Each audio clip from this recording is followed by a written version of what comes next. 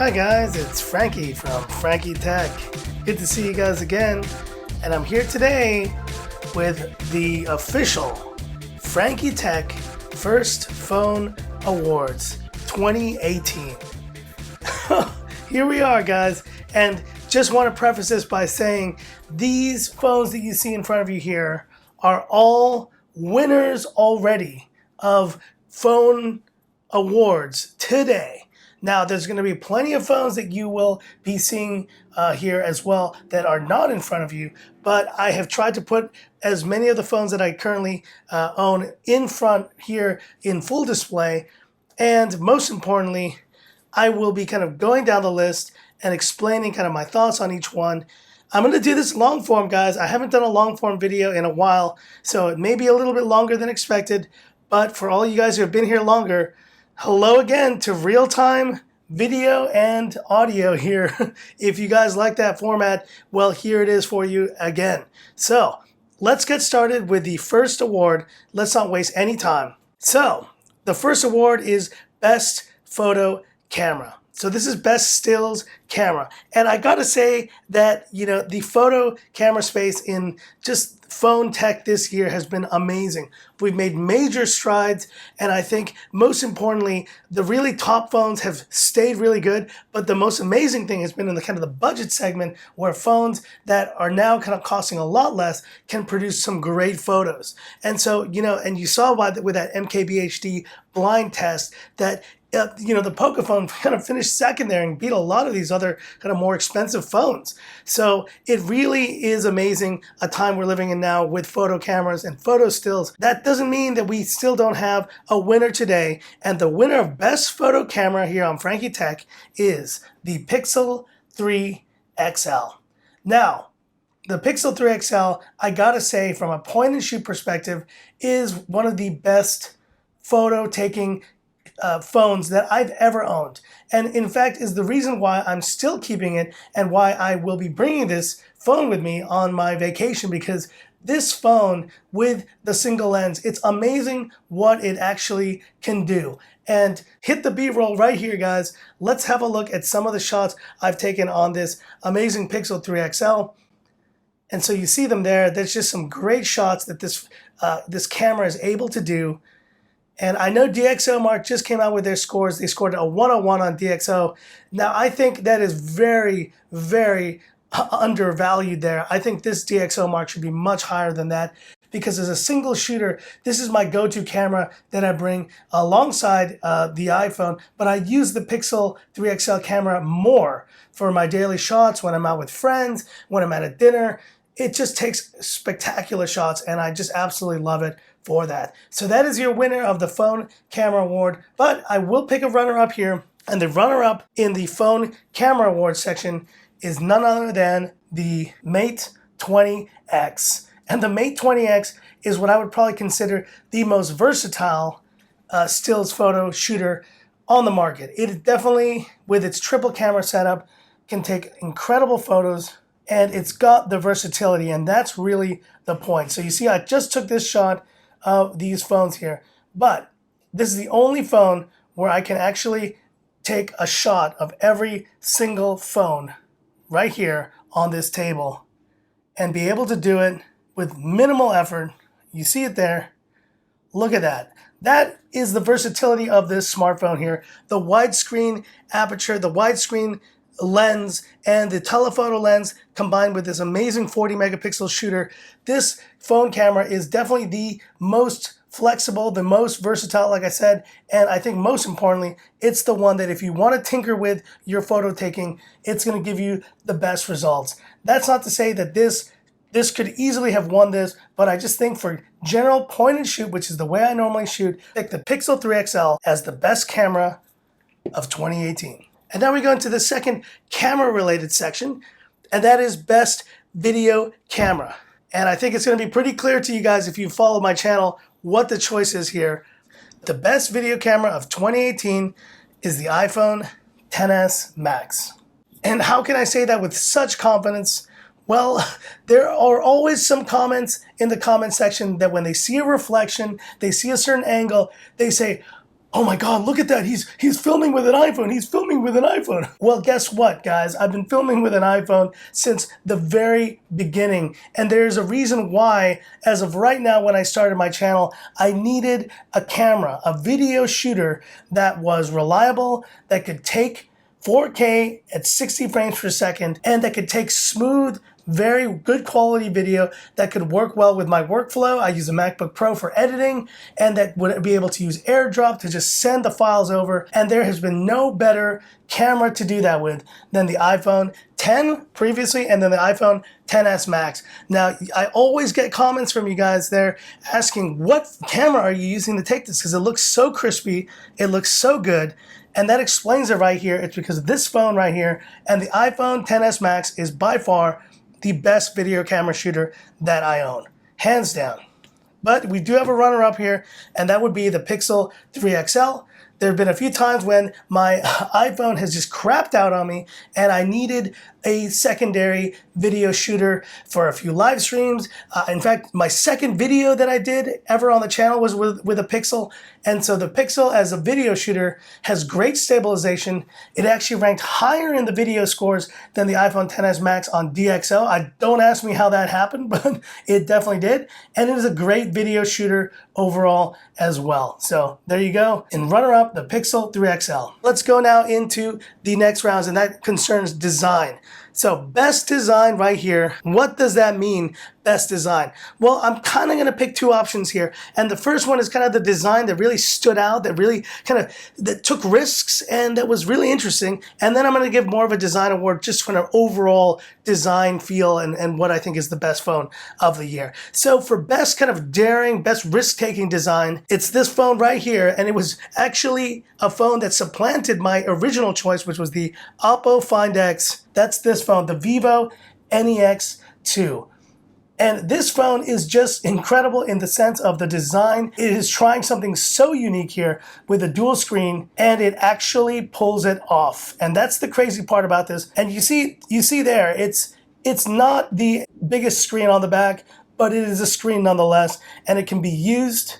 It can actually be used right here, you see. And I just love the fact that with this triple swipe, you can get back to the other screen.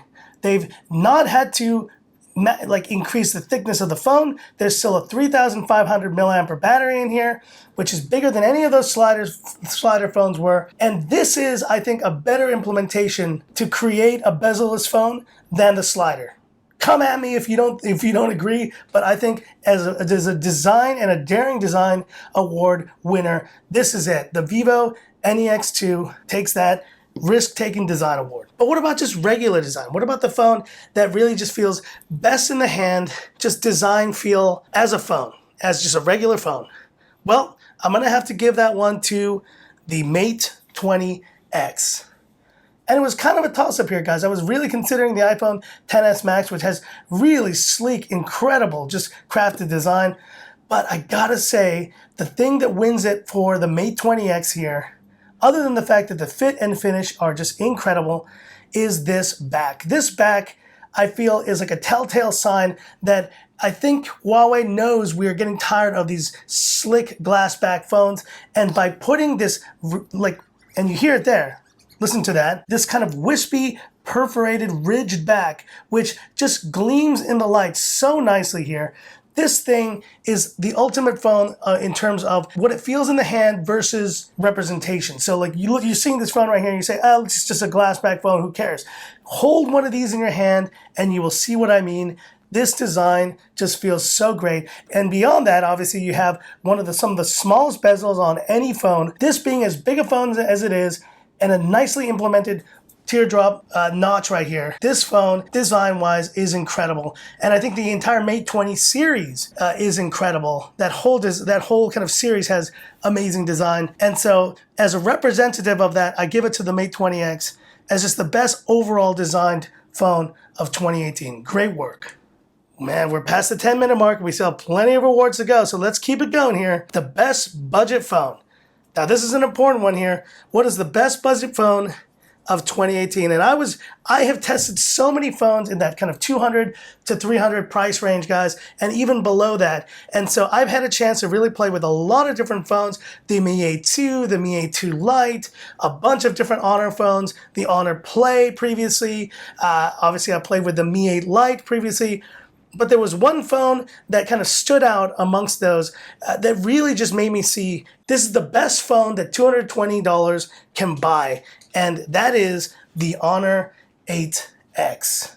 So the best budget phone of 2018 for me, the Honor 8X. And this phone is just incredible. The fact that it is able to create such a great experience at such a low price is really a testament to what Huawei and what Honor have been doing in this price segment for the last year. They have just bombarded, that's kind of an understatement, they bombarded the smartphone space with so many phones. In fact, I think they've kind of overdone it. They've released way too many phones at the end of this year, and it's really become convoluted and confusing, which phone to get, which is the best option.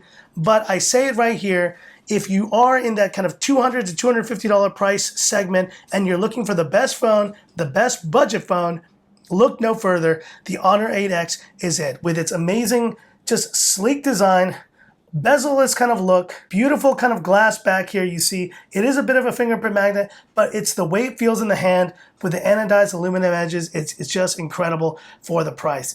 And I would look no further than this phone. But we have some runner-ups here.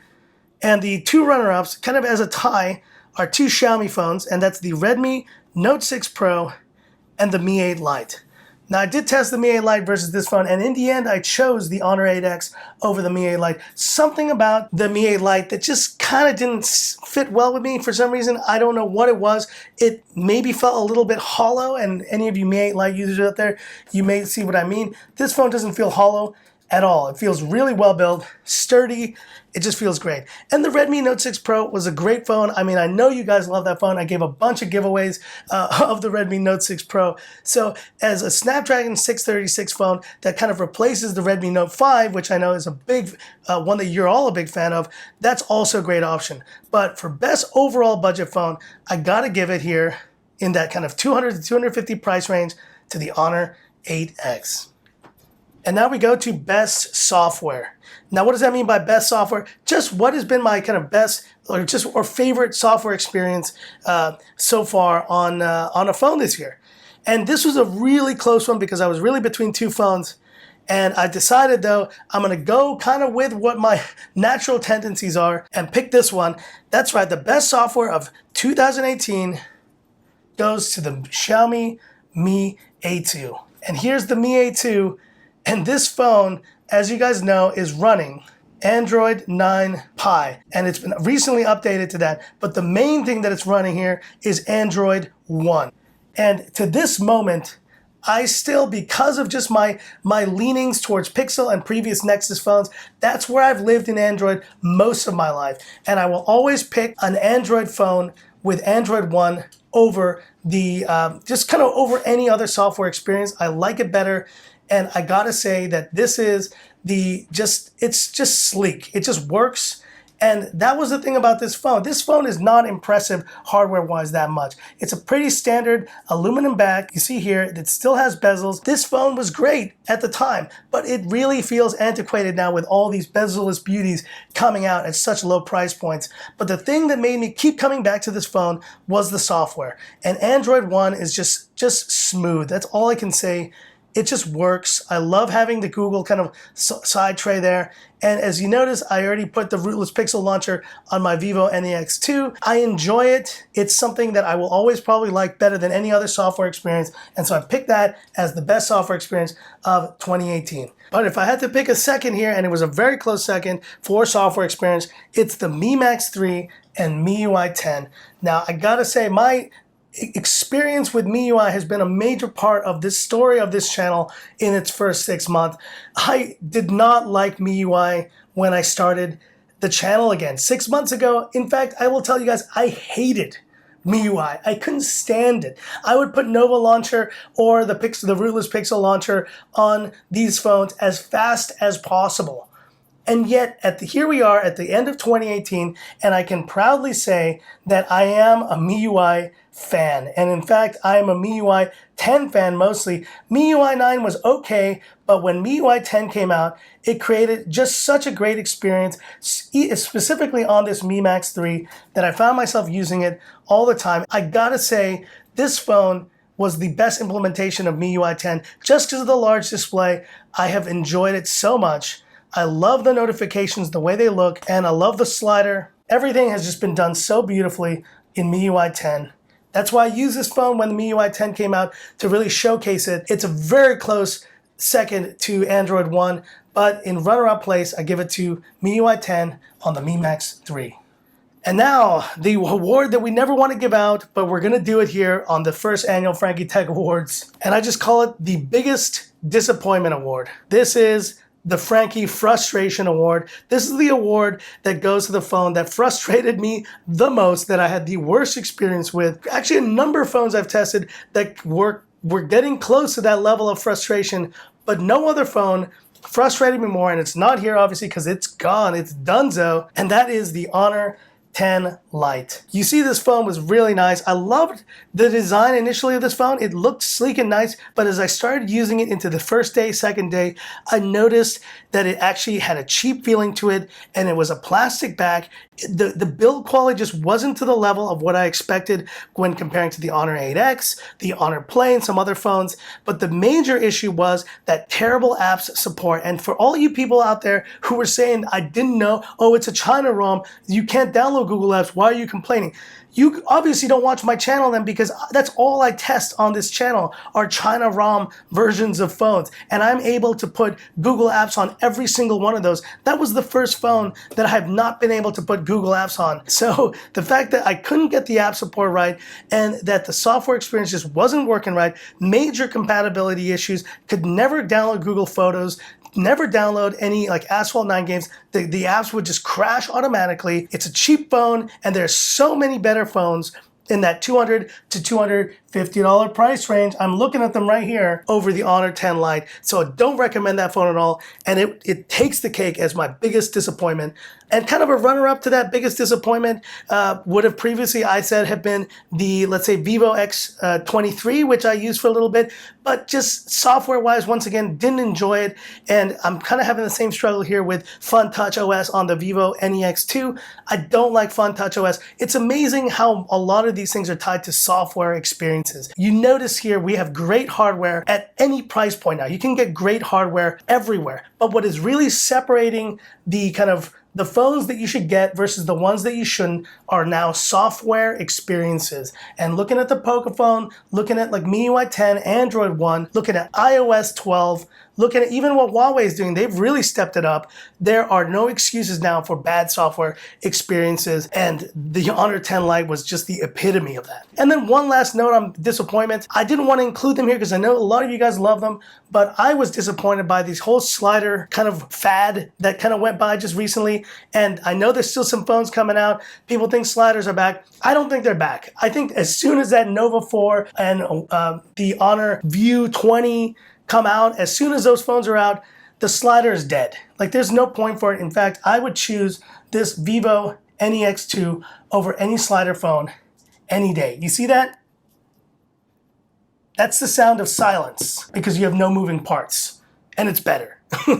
Anyways, let's keep going here, and we get to one of my favorite sections, the best big budget phone. The best big budget phone of 2018. I think it's no surprise here, and I think you guys can see already which phone is going to win it. The best big budget phone is the Mi Max 3. And this phone, I absolutely love this phone. Guys, I have bought two versions of this phone. My original review unit, if you remember, was the black version, and I got this blue unit just to keep. And I just love taking it out and just playing with it and using it.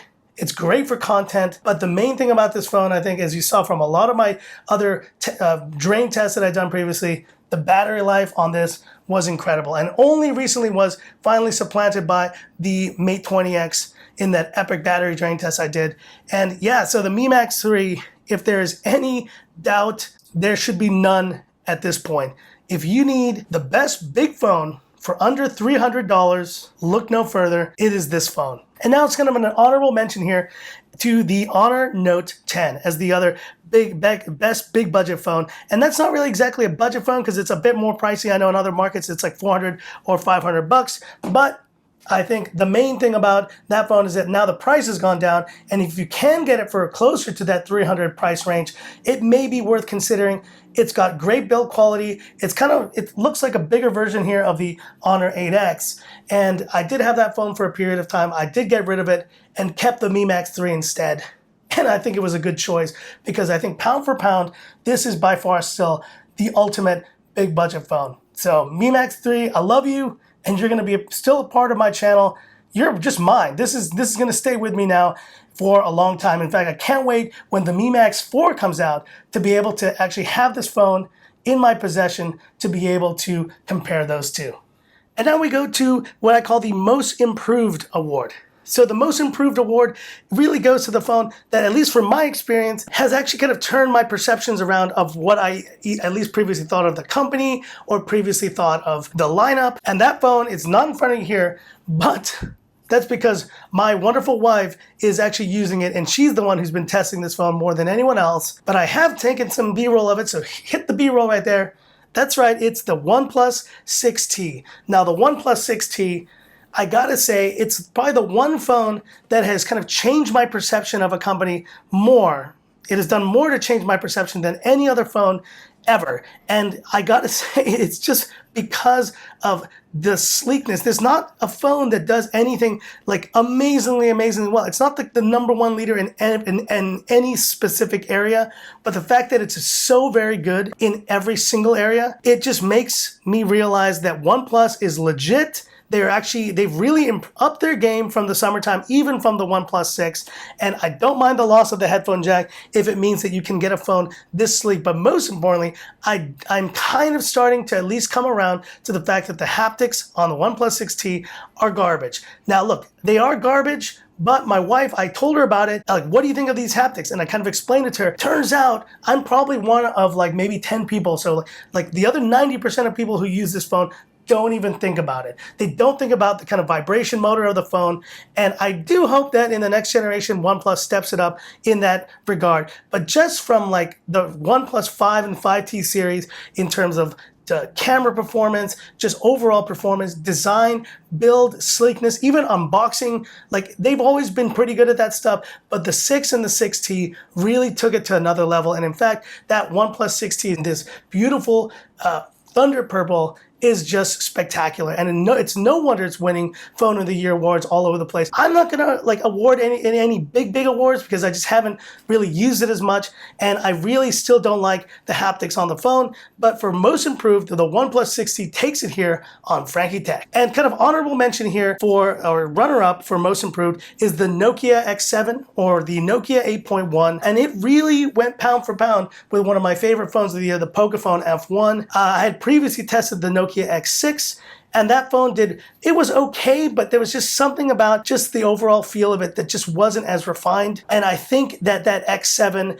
now known as the Nokia 8.1, has taken it to the next level. Now, all right, and now we come into some of the last awards here, and this award is what I'm going to call the Best Overall Value Award. Now, what does that mean? The best value phone of 2018. Well, this means this is the phone, and you could almost consider this kind of like the best phone, but with price limitations. So obviously, this phone offers, at its price point, the best pound for pound, the best price to performance ratio ever. And it is by far the phone that I would probably recommend to most people if they just want the best phone for the best price and nothing more. Now, you may be thinking, I already gave that award away with the best budget phone. This phone takes it a step even further. And considering it has gone the praise and the hype that it's gone this year, it should be no doubt the best value phone of 2018 is the Pocophone F1. one. This phone, I remember when I heard about this phone, it was like 2 weeks before launch, and I was like, Pocophone, that's what the heck is Pocophone? And I didn't really give it much thought. And then I saw the spec sheet like a week before it was released, and I thought about the plastic back. I was a little bit meh about that, but that spec sheet, I was just like, are you serious? For that price, I just couldn't believe that the Pocophone for now, like, I mean, you can get this phone for like under $300, but for like $350 to be able to get a phone that good, it was incredible. And I made all the efforts, I remember in those first days of launch, to get this. I actually got one of the earliest Pocophones in the world. I remember that, and it was an amazing moment for my channel. I did a lot of coverage on this phone. I brought this phone on my Boston trip, if you guys remember, and took a bunch of photos with it. It took photos of the typhoon here, Mancut, that we had in Hong Kong, and all the aftermath. This phone was one of the most used phones of the year for me, and it's got a special place in my heart because it really helped define my channel in 2018. Now, it's not the best, I think, phone though overall. There are obviously issues, as you see. You do have a little bit of that light bleed, and that affected some issues. I know that touch responsiveness, some of you guys had mentioned about it. The cameras, you know, they could be a little better in low light, but honestly, still think they're great for just overall performance. And the Poco launcher is a great launcher, as you see here. Now, this phone, it does have a big bezel, and I think this design was a bit sleeker 6 months ago than it is now. The plastic back, it's still doing well, and it is solidly built. Now, if you want to see how a good plastic back feels, feel the Pocophones, because that is a great feeling back, and it's hard, and it's rigid, and it just feels awesome. And for the price, with that Snapdragon 845, 6 gigs, 128 storage, there's nothing better. And I think just for go-to a phone of this size, anyone were to ask me, I need a phone for like $350, what can I get? Recommend something to me, please. It's the Pocophone. It's hands down the Pocophone. There's nothing else I would recommend more, and is the best overall value phone of 2018. There you go. In second place for best value phone, really would go to probably the Honor 8X right here, because I think if you want a slightly lower value, lower price phone, that would be the one to pick. But it is just so much better in terms of if you can afford the Pocophone to get that 845 and to get that kind of future-proofing. The Pocophone is the way to go. But here we go, best overall phone. And I've really kind of like bounced around on this one. There were two phones that were really kind of in the running for this, but I think I just had to go with the phone that I think has made the biggest splash, at least in the last couple months on my channel, and that I think, if money is not an object, you know, if you really can afford it, is gonna be just the best overall phone package of 2018. And you may know which one it is already. It's the Mate 20X. The Mate 20X, I remember when I first got this phone, I was just gobsmacked. I held this phone in my hands, and you know, like as I said, my hands aren't the biggest, but I still was able to hold it. It wasn't even mine. It was like this friend of mine's had lent it to me to just take some video of it, and I was just in shock. And I said, this thing is a beast, and this thing is incredible. This phone, I feel, even more so than the Mate 20 Pro, represents just everything about phones in 2019 that we're going to see. And it's almost a phone from the future, but it's here today, the Mate 20X, with this huge 7.12-inch screen, and with this Kirin 980, 6 gigs of RAM, 128 gigs of storage. That Kirin 980 is a 7nm process, so this is still, right now, the fastest phone that I own. It's the biggest screen size phone that I own, and most importantly, it's got the same triple camera setup as the Mate 20 Pro. Now, I know all those other YouTube channels, they have completely overlooked this phone. They have just completely, they don't even think about it. Yes, it's lacking some of the other features of the Mate 20 Pro, like wireless charging, like the better waterproofing, IP68, where this is only IP56, if I'm not mistaken. So those are kind of the slight negatives to this phone, but they don't talk about the positives of this phone. And the positives of this phone are the bigger screen and the battery life on this thing. If they think that the Mate 20 Pro has amazing battery life, then they haven't even tried this phone, and this phone has even better battery life. So to all you YouTubers out there who are saying that the Mate 20 Pro is the best battery life of any phone you've tested, well, maybe for you, but I have a phone that has an even better battery life, and it's incredible. Now, for all you guys out there who say, oh, this is too big of a phone to pick as the phone of the year, well, let me tell you, I'm going to make a Frankie bold prediction right now, and that is that in 2019, like 1 year from now, this size of phone is no longer going to be seen as big. This phone is going to be seen as kind of on the big side, but not the biggest. There will be bigger phones than this in a year's time, and in 2 years' time, maybe even bigger. And the bezels are going to get so small, and the phones will maybe get taller, and you're going to have phones with 7+ inch screens that are going to be considered the norm. And you see it happening already. You see, for example, the iPhone XS Max. It would be considered a big phone with a 6.5 inch screen. That's going to be the norm in the future, and this is going to be seen as kind of the bigger phone, or kind of like the average to bigger than average phone. And anything under 6 inches will be unheard of at this point. Like, you look at this, and this is a 6-inch screen. Here's a 7.2-inch screen. This is going to be seen as a baby's toy in a year's time. I just know it. This is where the whole trend of the market is going. A 6-inch screen will be considered small, and a 7-inch screen will be considered average to slightly above average. And so for that reason alone, for its amazing performance, camera, battery life, just overall package, great display, although slightly lower pixel, but still great display, the Mate 20X takes the cake. And if this phone had a Quad HD display, the game would be over. I wouldn't recommend any other phone ever again.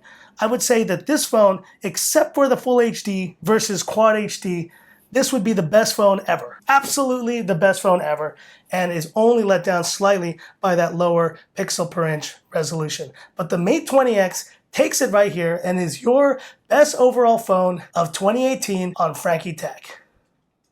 So that's it for this epically long Frankie First Tech Phone Awards video. Now, let's see if this format was the best format for you guys. It may have been overly long. It may have been long and ranty. But if you do like this format, let me know. I've been trying to kind of create a more slick, fast form version of my videos. This was kind of a harken back to the old days where I used to just talk, share my thoughts, and really kind of just talk for long periods of time about these phones. So let me know in the comments. I know that this may not be the most popular video, but it may be a return to form for some of you guys from the older times of the channel. And for all my old OGs, this one was really for you guys who were kind of wishing from the old days of Frankie Tech when I did those longer form videos right here. So that's it for this video, and a few little announcements here. As I mentioned in the last video, I will be traveling very soon. In fact, I'll be leaving on the 26th. I'll be going to Thailand, to Phuket no less, on a family vacation. And so if you wanted to see a live stream while I'm on that trip, let me know,